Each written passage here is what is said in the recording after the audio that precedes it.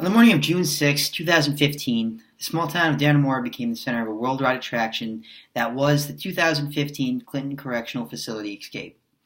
Early in the morning, at around 5:30 a.m., it was discovered that Richard Matt and David Sweat had escaped from the correctional facility housed in the upper corner of New York State. For most of America, this escape was somewhat of a movie. It was something that resembled the escape of Andy and Red in the Shawshank Redemption.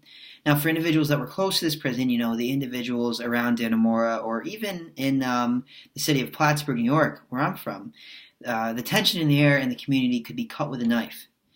Prison escapes are always interesting, but what is more interesting from a social work perspective is, why did they escape? I know that sounds like a very, very weird question to ask from a social work sense, but I think it's important to dive into the aspects behind this.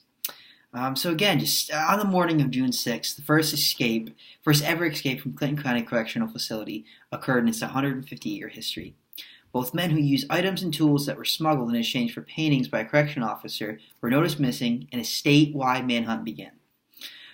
Discussing that issue more with co-workers that worked in the correctional facility, with family members that worked in the correctional facility, they stated that they were not surprised that individuals got out of the prison, and their loved ones felt like it was only a matter of time, and that not enough people were paying attention to this very important state prison, and the proper upgrades weren't really done.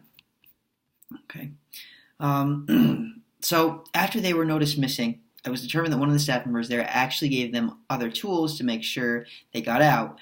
And one of the workers there actually had a sexual relationship with one of the escapees. However, this escape could have went on a hitch if for the individual, Joyce Mitchell, had not gotten cold feet and not picked up the two individuals that they needed to meet her. So this is just really sparking a debate regarding the level of funding and attention that state prisons get, especially maximum security prisons like Clinton County Correctional Facility. It's also extremely important to note that small towns like Dannemora, with a population of around 3,000 people, legislators in larger parts of the state aren't paying attention to these small towns that have very important commodities or very important interests to protect. So I think it's really important to discuss how prisons have evolved over the years to get to a point where Sweat and Matt have escaped. The United States have imprisoned 724 people per 100,000 individuals, which is more U.S. citizens behind bars than other large countries like China and Russia. And the concept of punishment is typically connected or associated with the law and usually follows as a consequence of noncompliance with those directives. Now, some would really argue that that incarceration has been overused to such a degree that it constitutes an inefficient use of resources. And moreover, in many states in recent years, they've become fiscally restrained as the practice of mass incarceration has come under increased criticism. So, although our prisons are taking more individuals and housing more prisoners, the states are cracking down on how they treat these prisoners, but it's also cracking down on the funding that they're receiving, which is partly some of the issues behind the Clinton County Correctional Facility. So, although these states have come under increased criticism, and especially these state prisons have not really gotten the funding they deserve, there seems to be the idea that prison business is alive and well in America for small towns or cities like Dannemora. And like I said, this is the exact case with the prison in Dannemora. It's a small, one-trick pony town that doesn't really have anything else to offer. Their one main focus is the prison. Perhaps this is why the state didn't really give any updates to Dannemora for a long time. They had nothing else to worry about. Dannemora had nothing else to turn to, so why focus their energy and resources on it? But of course, as every tragedy or every issue that seems to pop up in the United States, as soon as the two individuals that were caught and killed, the prison became immediately planned for upgrades. I mean, it was a couple days after, and Andrew Cuomo came up to the state prison and was announcing so many different upgrades that needed to happen. So overall, there really needs to be more importance placed upon not only the rights and incentives for individuals that work in the prison system, especially in these small towns, but going in a new direction, there really needs to be a new direction in regards to the way that individuals within the prison system are treated. So, as it turned out, after they escaped the two men, it came out that the individuals in the correctional facility that helped them were actually pretty corrupt and were trading other favors in order for them to get out. So, again, it's really important to take a look at the setting here. Although individuals may believe that attracting a prison contract or holding a prison in the area is a benefit, it's important to understand the economic climate it may bring, or in this case, not bring.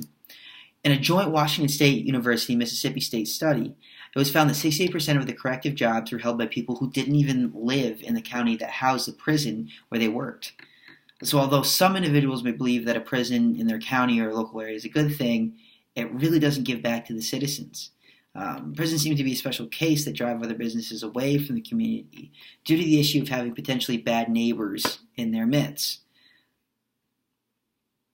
So, although this point may not seem to fall in line with the focus of making sure there are better lives for prison workers and prisoners, this could have been an indicator that pointed to help Sweat and Matt escape.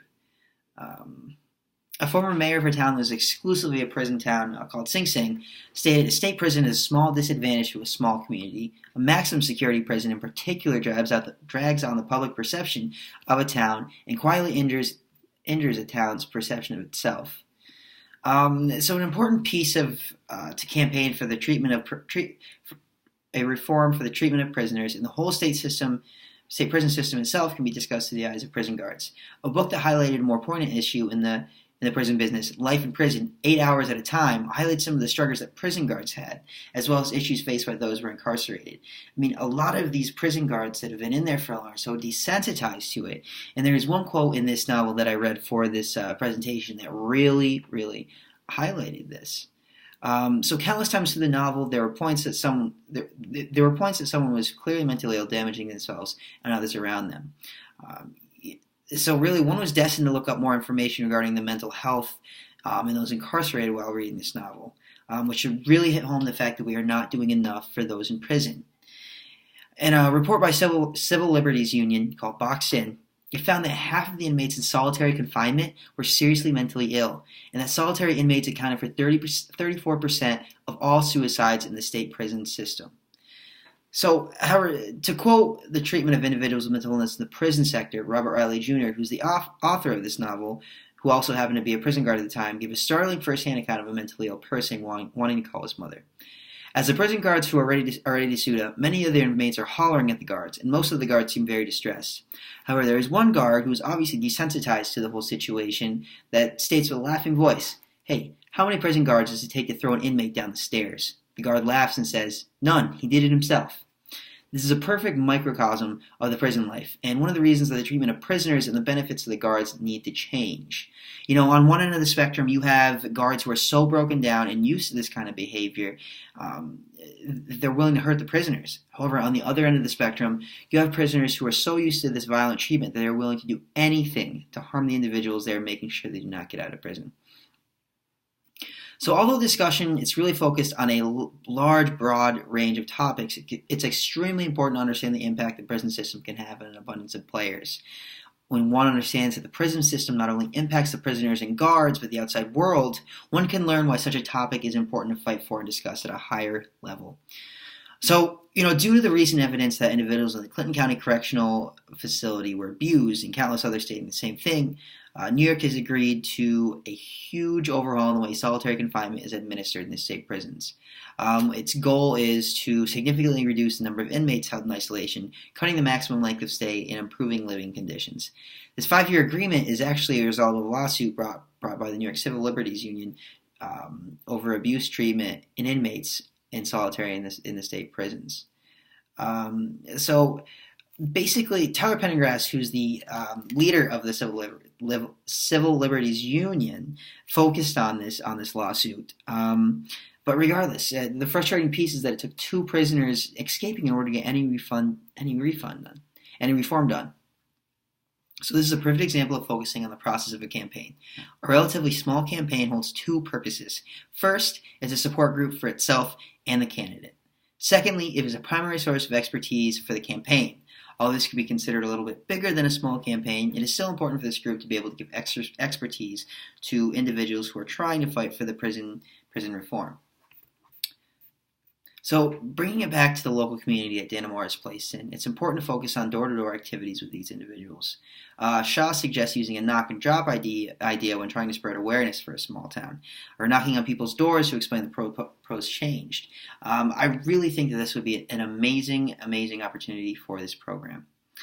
So, without a doubt, in order to make the appropriate changes needed for prison reform, sectional politics, there needs to be a much better understanding of the players involved, and how the lack of help is causing the issues to grow even larger.